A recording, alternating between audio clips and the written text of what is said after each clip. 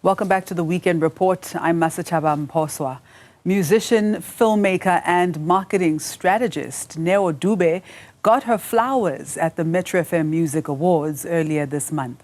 Her ability to bridge the worlds of music and filmmaking and strategic brand storytelling has led to her solidifying her place in the industry by winning Best New Artist at the awards. She joins us in the studio to talk about her unique sound, which fuses gospel, soul and contemporary African rhythms, and her journey as a storyteller. Neo, welcome to Newzroom Afrika, and Thank congratulations. You so much for having me. Thank you. Yes. Such an exciting time for me. Thank you so much for having me.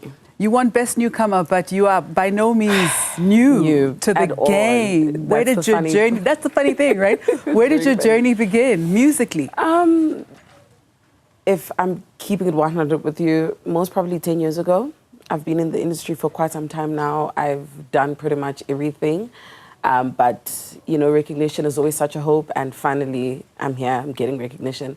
But I've just been at it from going to Idols at some point, leaving for Spain and living in Spain for 1 full year, just performing and perfecting my craft, to going to film school to study producing and directing, and finding myself being exposed to things like marketing and, you know, PR, and to releasing my music and getting nominated and winning. Yay. Yes. So in chronological order, the music came first, and then the filmmaking, and then the brand storytelling. Yeah, part of the reason why the brand and the PR marketing came up, or how it came about rather, is through producing, because I did producing at school, and producing, or film producing rather, is all about selling and trying to reach your target audience. So that's how I kind of got to, you know, explore this other side of the media, which is marketing, PR, and. Fantastic. I find it quite interesting that you fuse gospel, soul, and contemporary African rhythms, which comes out beautifully in your music. I appreciate that so much. You started out in the church, if I'm not 100%, mistaken. yes. So what were your musical influences in that regard? And the people that come from the church can sing. We try. No, Siyazama. I think we all need to have some sort of background, and I'm so glad that for me it's church. I'm from Durban Umlazi, and I go to UCCSA, where you can kind of safely say that it kind of, you know, sharpened my skill in some sort of way by joining the worship team and, you know, doing praise and worship. And then from there, I went to high school, where I got exposed to jazz. So that's where my journey basically started, performing or gigging with my high school teacher at weddings, doing strictly traditional jazz music, your Sarah Vaughan, your Donna Summer, but mostly jazz, traditional jazz. That's a very mature sound for such a young person. Now, what is your creative process? Talk us through what that looks like. So I'm so lucky to have gone to an art school, because you are taught things like conceptualizing. So it's very much important for me to sit with my feelings and to kind of tap into my feelings and, you know, see the vision in my head first before taking it out and seeing the final product.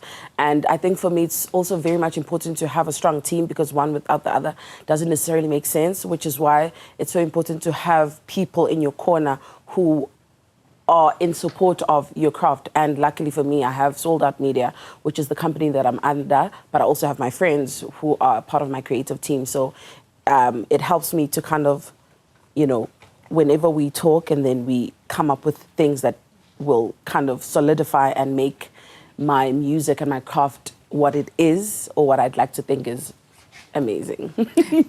You are amazing indeed, and you wear multiple hats. You are also 100%. an award-winning filmmaker. Your films have screened at some very prominent festivals. 100%. What sorts of stories do you like to tell? The ones that people kind of deem as taboo or scary. Like, take for instance my last film, which was Warm, which essentially spoke on patriarchy. And it touched on codependency. And the reason why it's called Warm is quite dark, because it's about a lady who experienced abuse and, you know, terrors. And even in her death, the husband still felt the need to kind of pleasure himself, because she's still warm. So it's usually dark, but it's educational. So All right, so now you are a Metro Award winner. Yes, I am. Tell us about the single that got you there, Indawentle. Indawentle is all about a beautiful place. A beautiful place can be a state of mind. It can be a person, because a person can be a home. And for me, because of all the experiences or all of my surroundings and the love that I always see from my family, from everyone around me, I just felt the need to write a beautiful song about a beautiful place. So that's essentially what Indawentle is, just a beautiful place, a beautiful state of mind. It can be ngadi to someone else, it can be a umuntu to someone else. Wonderful. Where can people find you on socials? Neo Dube everywhere. Neo Dube RSA everywhere. Twitter, Instagram, Facebook. It's just Neo Dube. You won't miss it. Congratulations, Neo Dube. Thank I wish you so you all much of the for best. having me. Thank you. I appreciate that.